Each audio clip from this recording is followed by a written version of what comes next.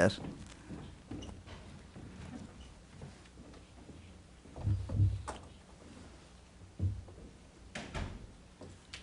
Well, good afternoon. I'm wearing today a tie from Cuyahoga County Community College, Tri-C, and one of the graduates is my friend Frank Jackson, Mayor of the City of Cleveland.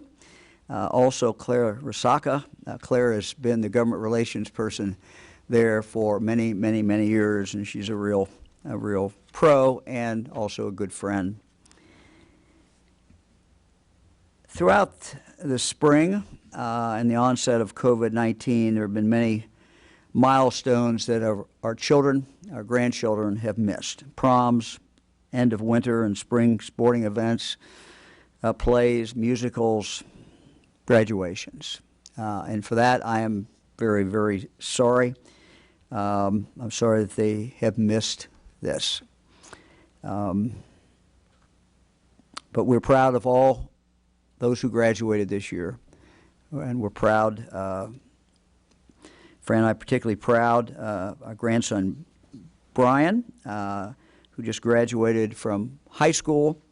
I'm proud. We're proud of his grit and his determination. He kept continuing to train for the 2-mile, despite the track season coming to a premature end. Last week, his fellow teammates and friends lined a track in Cincinnati to watch Brian run the 2-mile, and he did something that's, I imagine, quite tough, and that is to run with nobody else running. Brian's time was 9 minutes, 31 seconds, 24, 9:31:24, and so that was a excellent time for him. I think it's his best time, and I think he is 5th of all-time leaders in his high school. So we're proud of Brian. Congratulations also to our 3 grandsons, David, Jacob, and Matthew, who graduated from Miami University, and also our close family friend, Cecilia Comerford, who also graduated the same day from Miami University. Fran and I also want to congratulate our friend Caroline Schinkel, who graduated from Harvard Law School, and congratulate family friends Abigail Sheridan and Eva Sheridan, who were co-salutatorians, graduating from Cedarville High School, along with valedictorian Logan Brenneman. And finally, we congratulate our family friend Gabe Caudell, who graduated from Greenview High School. And to all of your children and grandchildren and friends who graduated from high school or college this year, graduate school, congratulations. Congratulations to all of you. You ran a great race. You made it. At the beginning of the pandemic, we prioritized our limited testing availability to ensure that our sickest patients and their caregivers and first responders were able to receive tests. We progressed about who can be tested. As more testing became available, we've added more and more groups of people, those in nursing homes, those with underlying health conditions, those with symptoms. We continue on that path today. Today we're expanding testing to include anyone in the state of Ohio who wants a test. Let me repeat that. Anyone who wants a test in the state of Ohio can now get a test. We very much had a scarcity, kind of a scarcity mindset, and we still are working to expand our capacity. But we are making progress. And so we want everyone to look at this. I know we've emphasized a lot that they were restricted, but now what we're saying is it's open, and we would encourage you, if you want to get a test. Testing is a very important weapon in our arsenal, and we continue to wage war against a very real enemy. So starting today, if you'd like a test, you'll be able to get one. For example, if you've been around a lot of people and you're worried that you may have contracted the virus, worried that you might be exposed, you could get a test. Maybe you've spent time around someone recently who is sick. maybe you've even taken care of them, you can get a test. So we're encouraging anyone that wants a test to talk to their healthcare provider or contact a testing location to arrange a test. By understanding who is sick, whether they're showing symptoms or not, we're able to better prevent the spread of COVID-19. You see the map here on the board. As we announced recently, we added an interactive map to our coronavirus website. So you can go on our coronavirus and website and you can see locations of where you can get testing. This map that is up there right now shows testing locations across the state for retail locations, CVS, Rite Aid, Walmart, Kroger, Walgreens. The map also includes community health centers that you can contact to determine where their tests are being performed. So on this map, what is blue is the community health centers. They are not all of them are performing tests at that location. But if you contact any of them, they can tell you where the nearest one is that will be performing tests, and they can tell you when those tests can be performed. You can call ahead, or you can click on the links to learn about each testing site's testing procedures. Now, we're going to continue to add to this, and we're encouraging anyone who is out there, whether it's a doctor's location, any other place that's doing testing, to let us know so we can add to this list. These organizations and retail sites are great partners. We appreciate the work that they're doing. In fact, CVS announced they're adding 7 new Ohio testing locations beginning tomorrow. So we thank all our partners for expanding access to COVID-19 tests. Today I'm announcing we've added 2 new features to the map.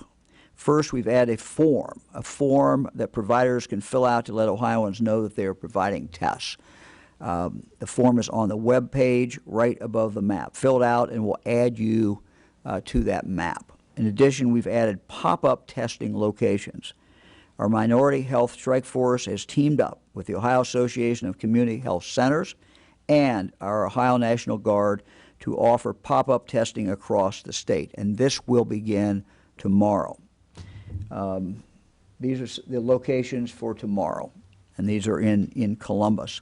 Thanks to the help of our local partners, Primary One and Heart of Ohio Family Health, there'll be 6 pop-up locations around Columbus where anyone can come and be tested.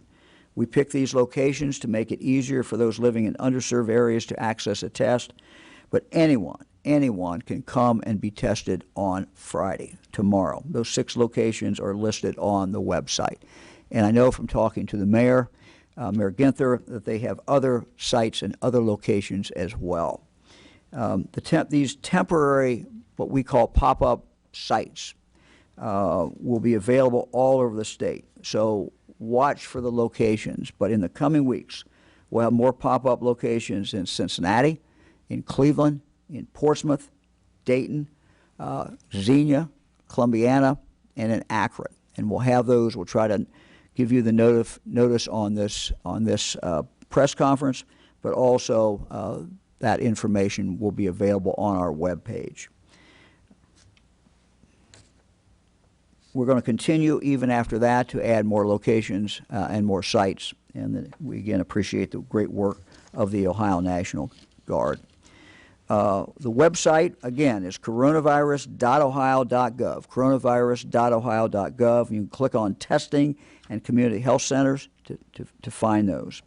Again, COVID-19 testing is now open to everyone in Ohio, even if you're low risk and not showing symptoms. We want those who want to be tested to be able to get tested. By knowing who has the virus, we can better protect the vulnerable and work to stop its spread. Although we've never closed our churches, our synagogues, our mosques, or other places of worship during this pandemic, they've not been subject to any orders issued by me or Dr. Acton or this administration. We do know that most of them stopped holding their traditional in-person services and found other ways to reach out to their congregations. They've done it by broadcasting online, they've done it on Facebook, even by holding drive-in services. They use their creativity and made these important decisions to protect their members and the communities where they serve. And for that, we are very, very grateful. And as I think I've indicated before, our friend Father Tom Hagen, who runs the Becky DeWine schools down in Haiti, long time friend, has been doing Mass on Sunday, and we've been able to participate along with people from Father's life all over the country and all over the world. So we're very grateful for that. Over the past several weeks, we know that churches are starting to open up. And so just as we did with industry and outdoor activities and entertainment, we put together some suggested best practices. Again, they were never closed. We're not mandating anything, but I know that people who go to church, people go to synagogue, the mosque, people go to worship. They want to do it in a safe way, and they want to protect themselves, but they also want to protect their family members and other people who are in the congregation. So these are just suggestions, not requirements. Some of these suggested best practices include having families sit together, and then there be space between each family grouping.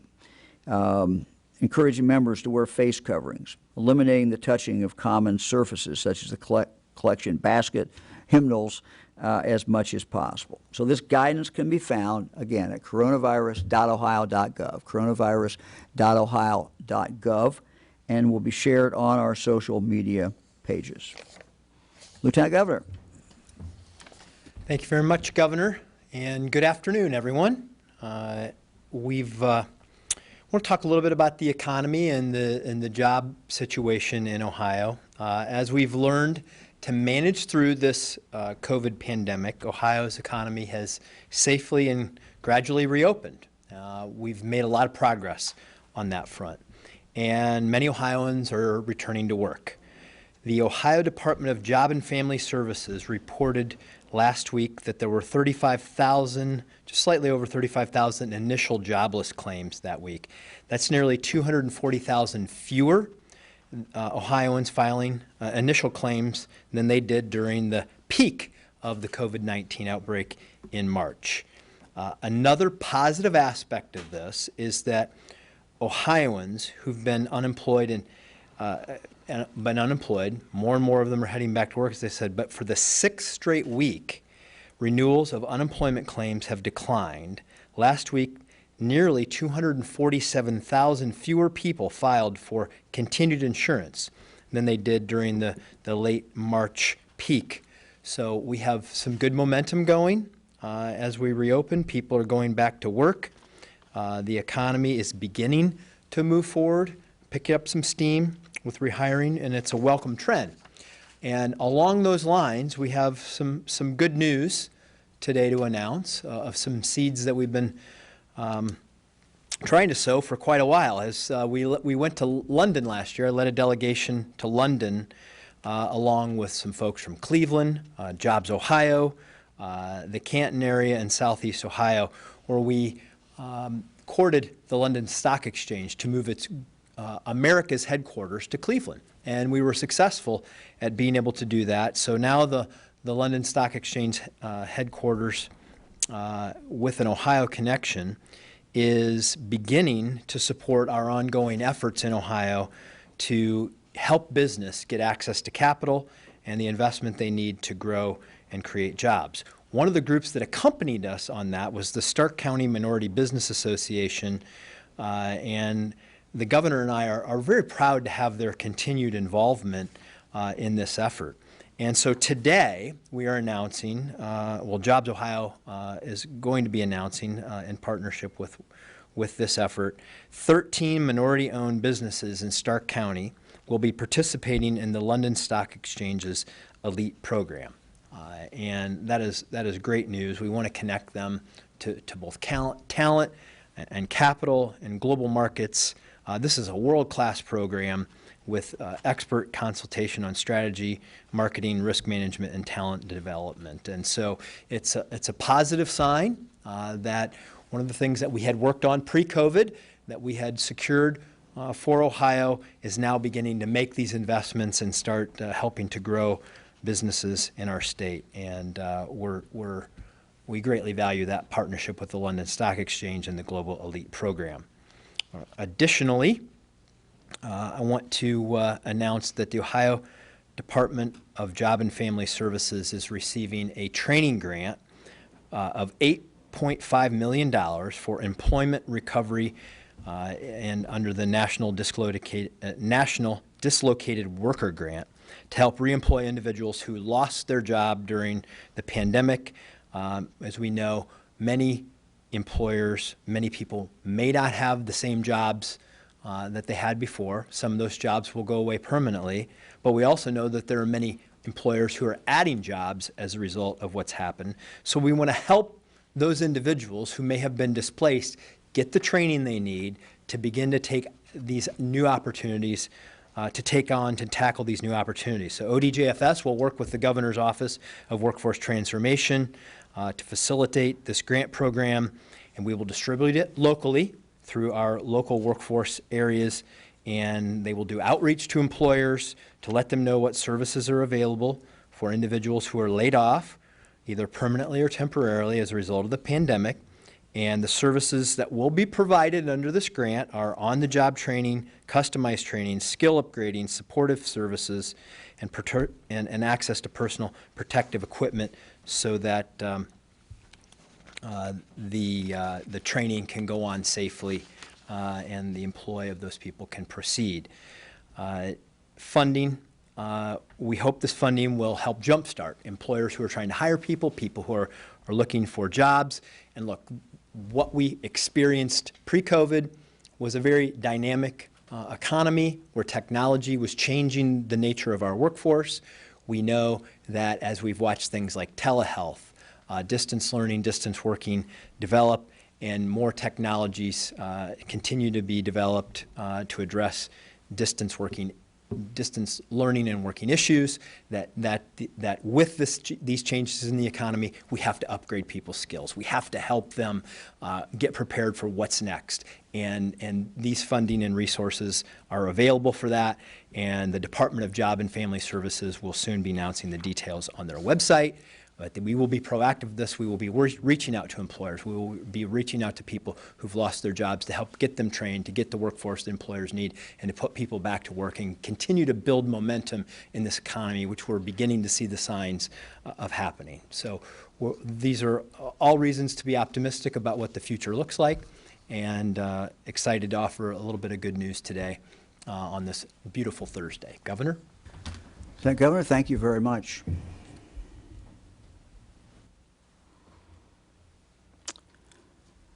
When I was elected governor, I knew that I wanted to pick someone to head the health department who had a real passion for public health, someone who had a public health background, and someone who had the ability to talk to the people of the state of Ohio in a candid way about health issues.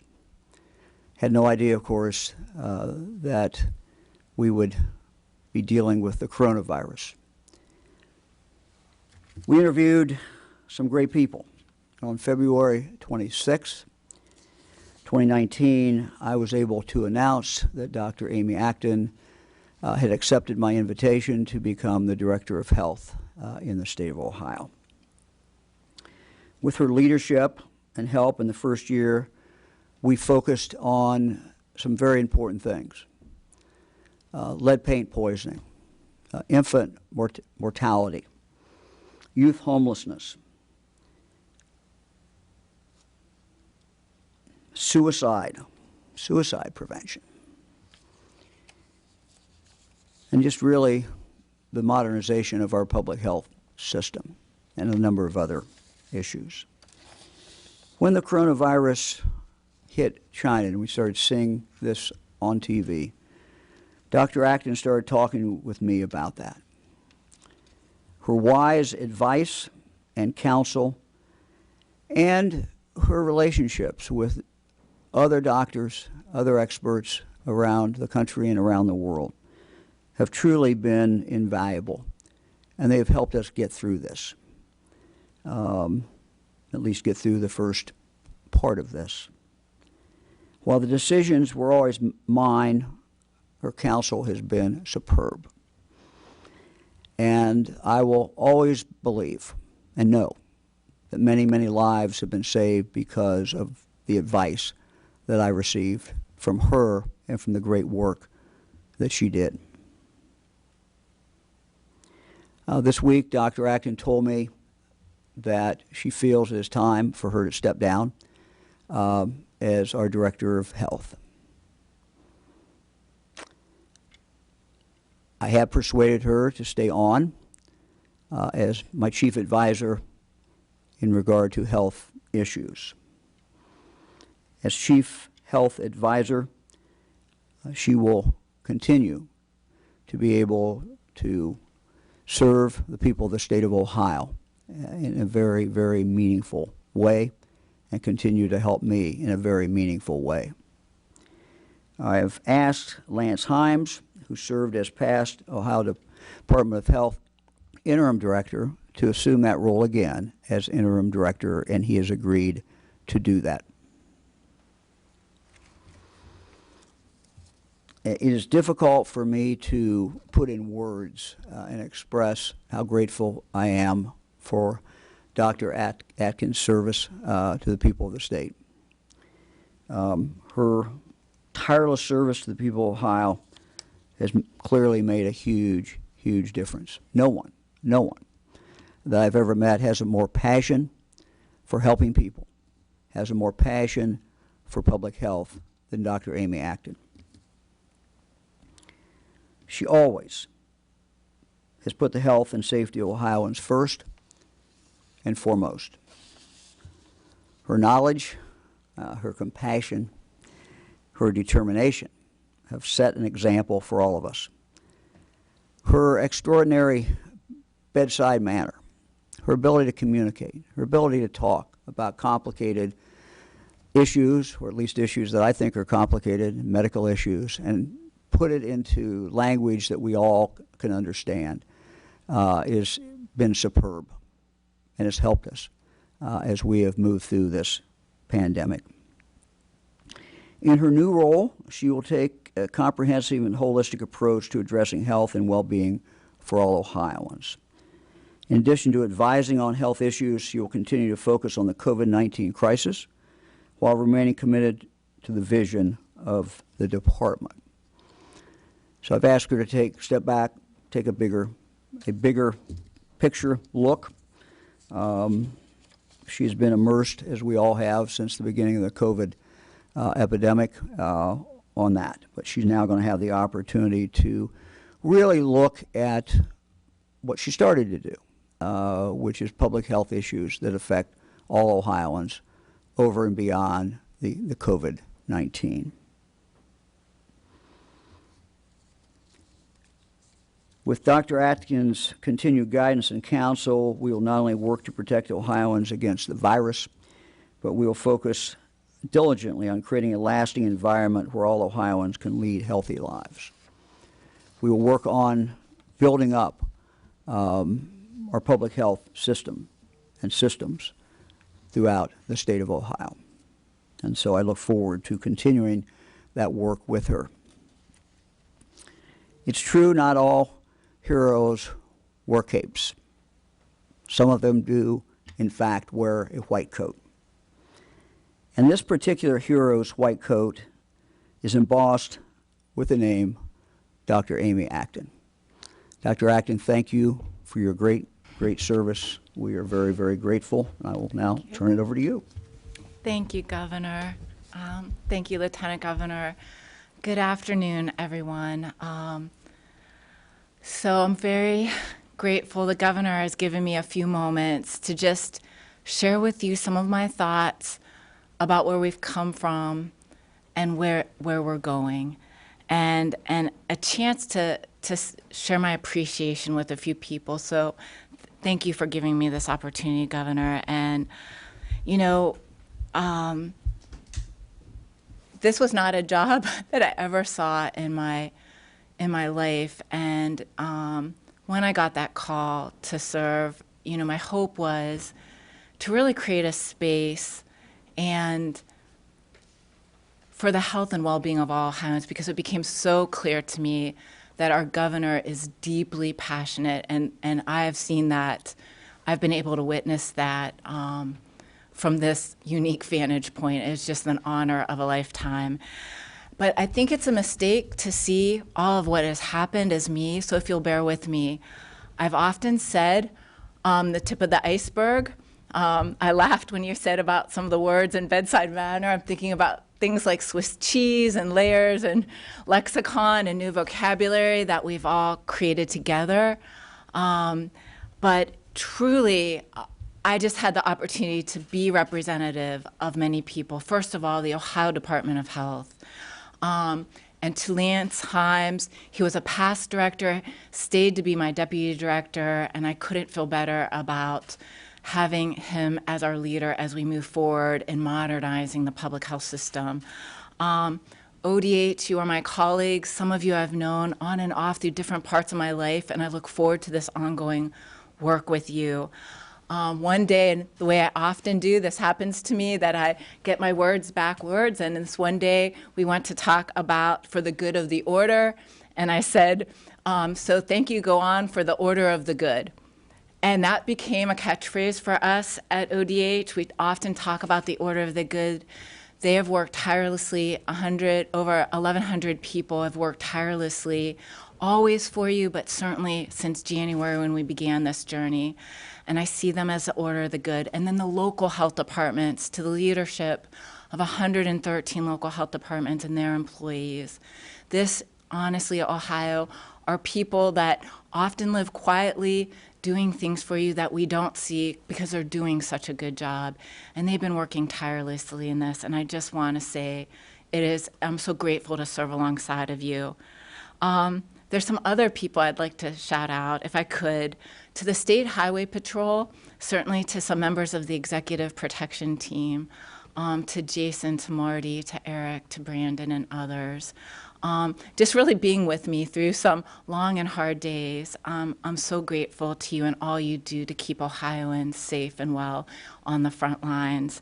To my fellow cabinet directors who, again, throughout this pandemic, they have been working tirelessly, whether it be protecting our congregate settings in state, from prisons to our psychiatric hospitals to places for folks with disabilities.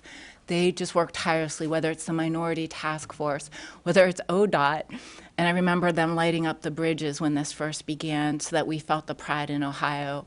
They are just the most amazing team, and I am grateful. And to the governor's team, to the lieutenant governor, to Ann O'Donnell and Laurel Dawson, again, I'm learning so much from you. This is a whole new world for me, and I am grateful to you. To the team here, to Eric, who I always say next slide to, and made that beautiful video of the young girls wearing these coats that I'll remember forever. You know, to Lisa, to Dan, to the entire team here. I want to say to the press, this has been a journey we have been on together. I don't think a lot of people at home know it, but much as much, economy was hit hard. You know, newspapers and press were already struggling in the economy, in their field, and many were furloughed during this time, but still worked weeks on and week off. But it's been so important to help educate Ohioans, so I do want to say that. To the legislators who do so much on this work every day, but most importantly, to the governor and to Fran, their passion, their deep commitment to be a governor during what is 100 years of history that has been packed seemingly into the last couple of months, to be a leader at this time. Books will be written about this, and I just feel the deep honor of serving alongside this governor, and will continue to do all I can. To my family and Eric and the kids, thank you for your patience. I really want to say most of all, though, to Ohioans. Ohioans, you have saved lives. You've done this. And it is my honor to continue to work on this alongside of you and to witness what you have done already, what you are doing right now to get back into our lives and do so as safely as you can. And I look forward to witnessing what you are going to do next, because we do have this journey together. It's challenges, but I see incredible opportunities. You know, a pandemic, it disrupts us. This little virus that we can't see, in some ways has been bigger than all of us. But I think it's also opened us to see things in new lights. It's woken us up. It's creating new opportunities. So again, I am here. I'm more determined than ever to advance the health and well-being of Ohioans and to serve on behalf of the governor.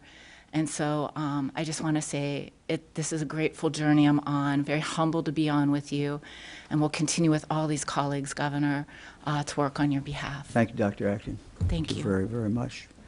We'll take questions.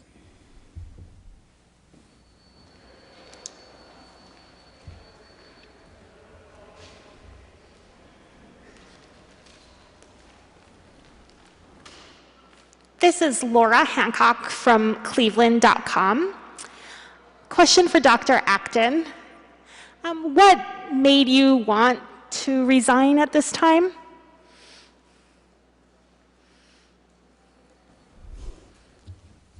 So thank you, Laura. So I've been reflecting a bit lately, not just today, but at the scope of work this has entailed. So to lead an agency, which I'm so passionate about, more passionate than ever about public health in Ohio, but to lead all the work that is the usual work, as well as face this unprecedented pandemic, and also, you know, be alongside the governor to provide counsel. It was sort of 3 jobs, and we have all worked, this whole team has worked literally every hour of every day. And I'm a person who really has a very strong sense of wanting to do my very best and didn't want to let any of these things be shortchanged. So I really want to empower the team back at ODH to keep doing that work, and I'm going to keep advising and working with them. But I feel with the pandemic and what the governor is doing for, you know, really promoting the health of Ohioans, I want to give that my complete attention. And I should add that the governor has even said to me that I could take a few days or two and have some time to be with my family, who I have not been with in a little while, but also reflect and gear up for this next phase, which I think, you know, we have a lot of road ahead of us, and I want to give it my complete attention.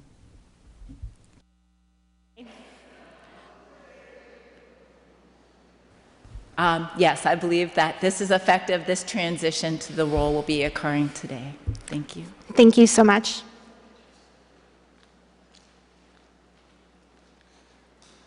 This is a question for Dr. Acton. This is Jake Zuckerman from the Ohio Capital Journal. I wanted to ask, can you tell us where people are getting sick from COVID-19 in Ohio? I mean, to what extent is the state tracking this, and to what extent is the state willing to release information about specific outbreaks? Are people getting sick at churches, at bars, at restaurants, at work? You know, COVID, as you know, is everywhere amongst us. And as we watch its patterns around the world, and certainly here in Ohio, that couldn't be more true.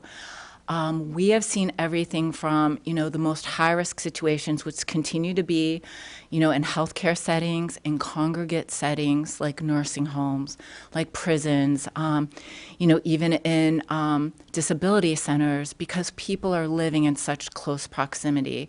But certainly, we're seeing other cases where we can't always tell where someone got it. It's you know, the 4 C's going forward. Wonderful article today. I found that my new Swiss cheese will be a lot around the 4 C's. But I think we'll continue to see the spread of this virus in areas of close contact. That's the first C, which means, you know, the longer, you know, within households, it's much more likely that you'll spread it in your household because you're having that intimate time face to face. And the longer time and the closer distance, the more likely it will be. So whether that be people being out in the protests without masks if they were close, any situation like that. But we've also learned now what we can do to protect ourselves, keeping that distance, wearing a mask, absolutely recommend that. Very important thing that people are doing to keep that distance. Being outside, it's always been true with all viruses. I know some people have thought in the summer, will this virus go away? We're not seeing it's going away because it's summer or the heat, but what we're seeing is when people are outdoors with any virus, it spreads a lot less. And when we come indoors, that contact will be higher risk. So confined spaces is another C, and crowds. Obviously, when you're in a crowd, you're going to get exposed to many, many more people that you wouldn't normally come. And anytime you have that exposure, you might be at risk. So the 4 C's, the 4C is choices. And as we're all learning how this virus works, and I think the science will continue to unfold, we'll learn ways that we can navigate our way in this world. I think we'll talk a lot more about risk. We'll have better and better data. I'm very proud of the data we're collecting, and we're collecting more every day. We're doing studies to learn more about this virus in Ohio. But it's here, it's amongst us in every possible scenario that I've seen, from people that are elderly, more at risk, people with pre-existing, to people who have never been sick before and are young. So it is amongst us, and I do hope Ohioans, I think what you're doing is working. It doesn't have to be perfect to Ohio. When we get this 80% right, we really decrease the chance of spreading this disease. So every little bit you're doing as best as you can will make a tremendous difference. And I understand the public health guidance, but can you tell us, are people getting sick at work right now?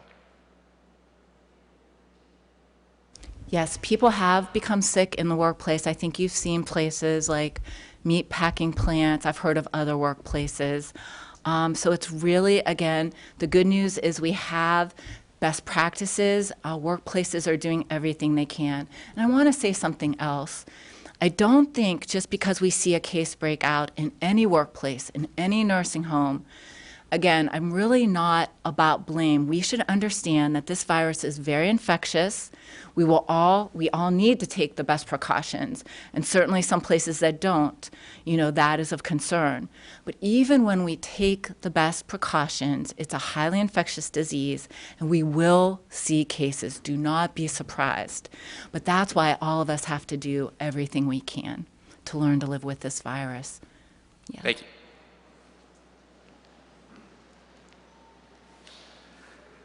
Good afternoon, Governor. Jeff Reddick with ABC6 here in Columbus. In the past 2 days, we've seen reports that at least 9 or as many as half of the states in the U.S. are beginning to see some level of surge in their coronavirus numbers again. On Tuesday, you had dropped a mention that Ohio's R0 numbers were showing certain rises in the R0 data in places like Dayton, and you said you may bring more of that today. Do you plan to release those, or will you characterize further where those rises might be occurring? Sure. Let me try to do this quick.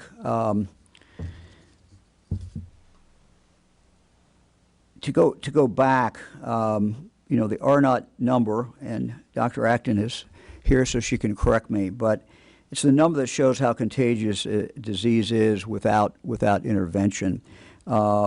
And basically, it's how many people that person would infect. So my understanding is that without intervention, people just go do what they do. The best experts see this as being a multiplication factor of 2.5 to 3. 2.5 times, one person infect 2.5 people on an average. In Ohio, the number got as high as 1.9, which means one person was infecting close to 2 people.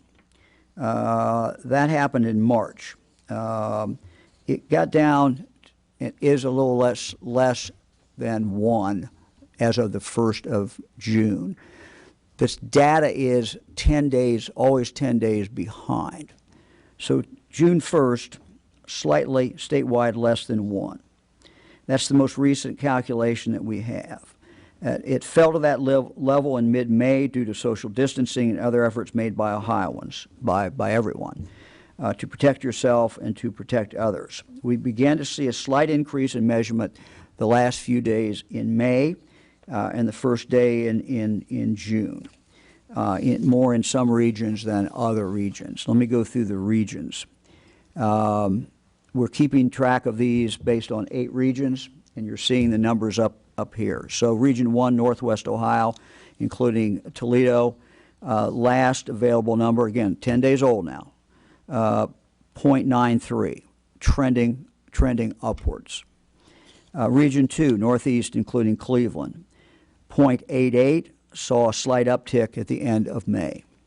Region 3, West Central, including Dayton, currently at 1.07. 1.07. Slight increase we're seeing in several parts of the state is certainly visible here, and our health department is keeping an eye on the Dayton region. Central Ohio, Region 4, briefly topped 1 at the end of May, but now is at 0.9. Region 5, Northeast Central, including Akron and Youngstown, currently at 0.72. It was highest at the middle of May, has been declining since. Region 6, Southwest, including Cincinnati, on an average at 0.8, slight increase since the end of May.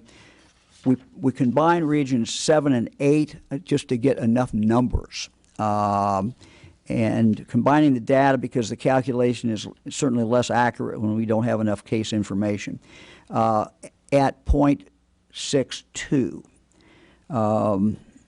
Based on other metrics that we're monitoring, some counties in this area, Region 7 and 8, are seeing an increase in cases.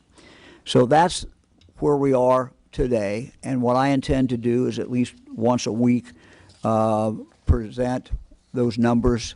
And again, these numbers, as you can see, they're fairly close to each other all over the state with a couple of exceptions.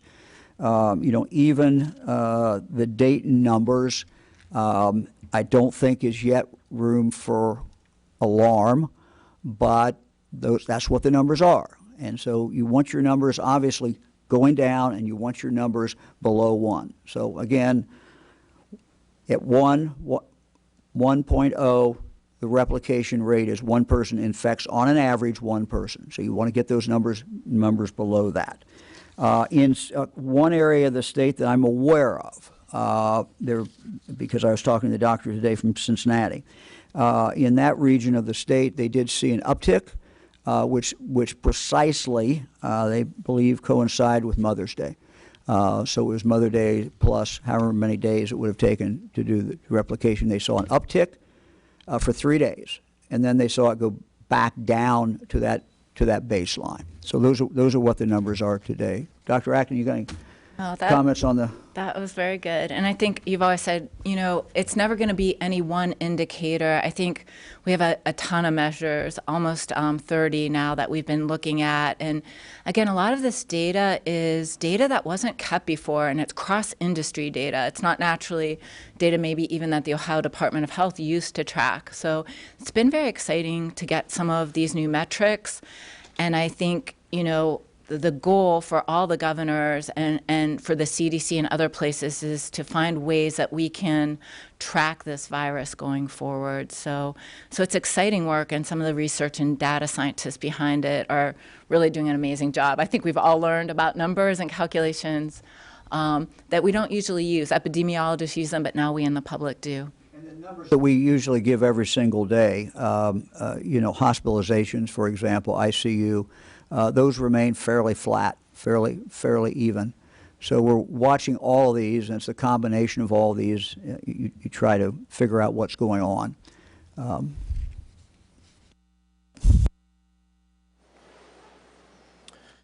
Kevin Landers, WBNS Columbus. My question is for Dr. Acton. Dr. Acton, you faced a lot of pressure as the Director of Department of Health. The public didn't always agree with your decisions. The lawmakers tried to strip you of your power. There were even protests outside of your home. And I'm curious, how did you feel about all of that? And did you ever look back at your time leading the state and regret any of the decisions that you made during this pandemic? Well, thank you, Kevin.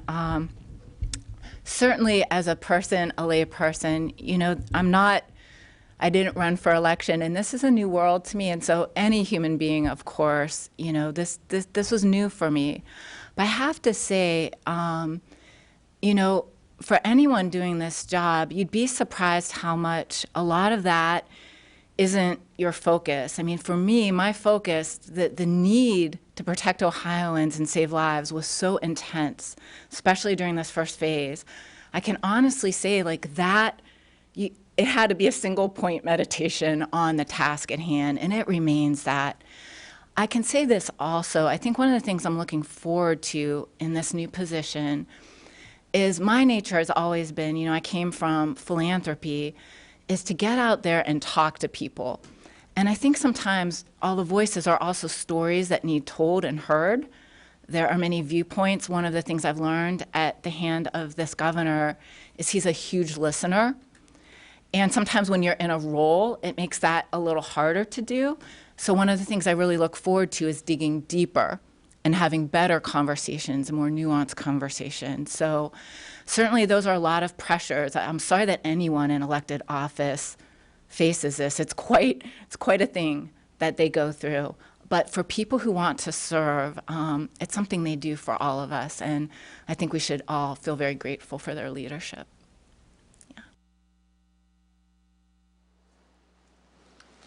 Jim Province with the Toledo Blade. A question for Dr. Acton, and perhaps for the last time.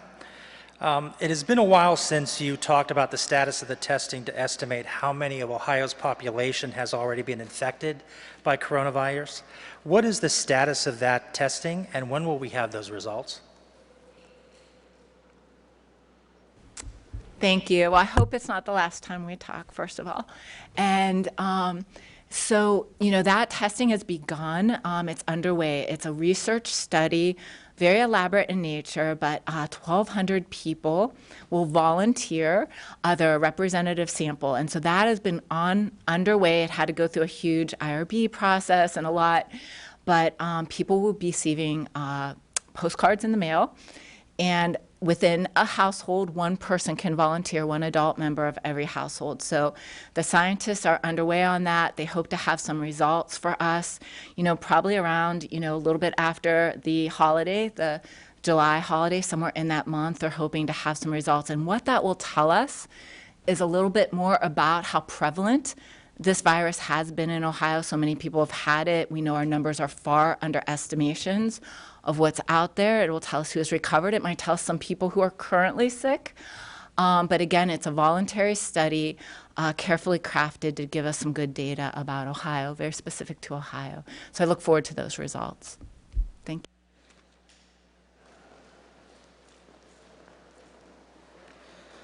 Jack Windsor, WMFD TV in Mansfield. My question is for Governor DeWine. Governor, you've said that contact tracing is voluntary, but it appears there needs to be a distinction between contact tracing, quarantine, and isolation. WMFD TV is in receipt of communication from both the Ashtabula Department of Health and Delaware General Health District. Both those communications call for non-infected family members to be quarantined. The letters also cite the Ohio Revised Code and threaten legal action for noncompliance for both the patient being isolated and the non-infected family being forced to quarantine. Can you define contact tracing, isolation, quarantine, what's voluntary, what's mandatory, and how that might coincide with medical exemptions for healthcare reasons or medical reasons and religious reasons in the state of Ohio? Jack, I'll have to find out what's going on in Ashtabula and Delaware. I don't have any information on that. When we talked about voluntary, simply means that someone who has the virus, you know, they'll get a call, and maybe Dr. Acton can explain it better than I can, but my understanding, they get a call. And the tracing, by the way, by health workers is nothing new. This is the same thing you do for any contagious disease. And so this has been done in the past. It's been done probably for centuries.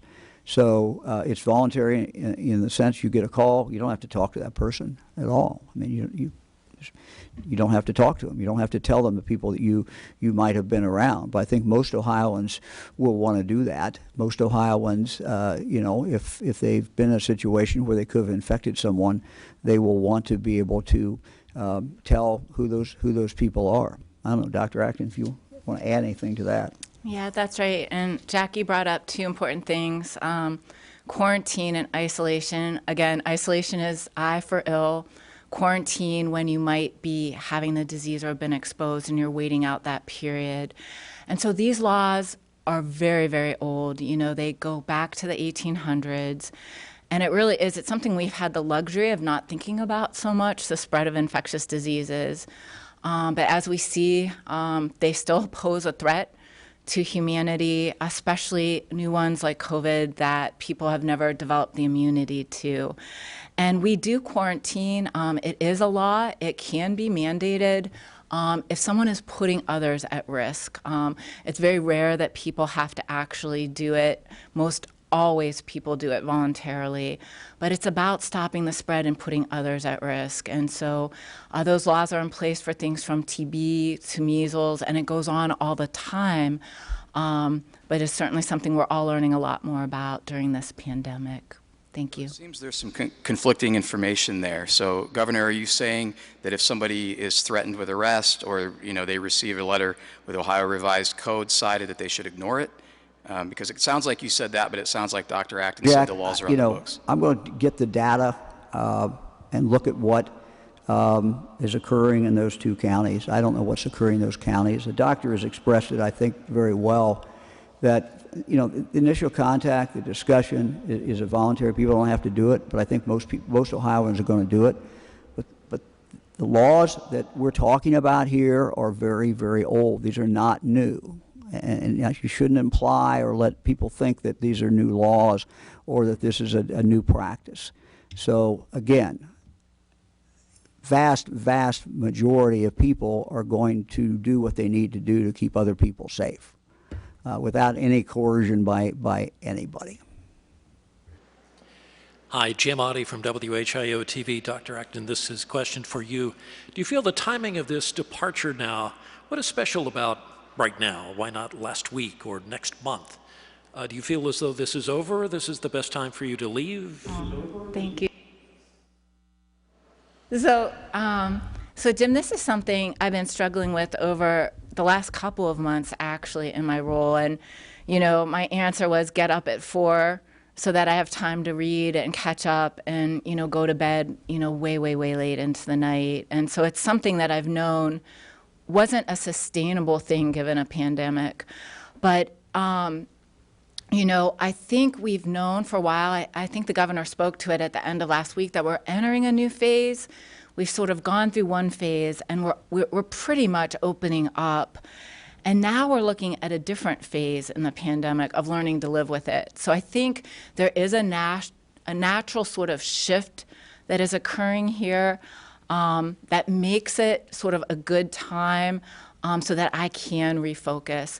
But by leaving, I'm sort of not doing one role, but I'm doing a new role. So I wouldn't see it as leaving either, but just sort of shaping how I can best be of service. Very much. Good luck.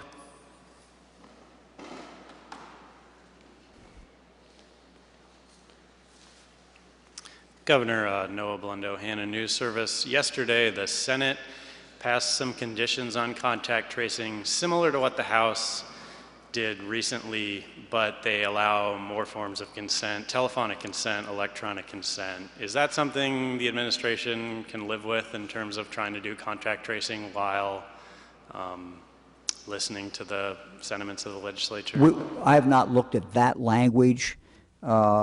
You know, we want to cooperate with the House and the Senate, but we also want to do it in a way so that we can have contacts. Look, no one wants to do any of this without someone's permission. It's just a question of, you know, the most efficient way to get that permission, and that's what will guide me as I look at the language. But I've not actually looked at the language as passed yesterday. Thank you.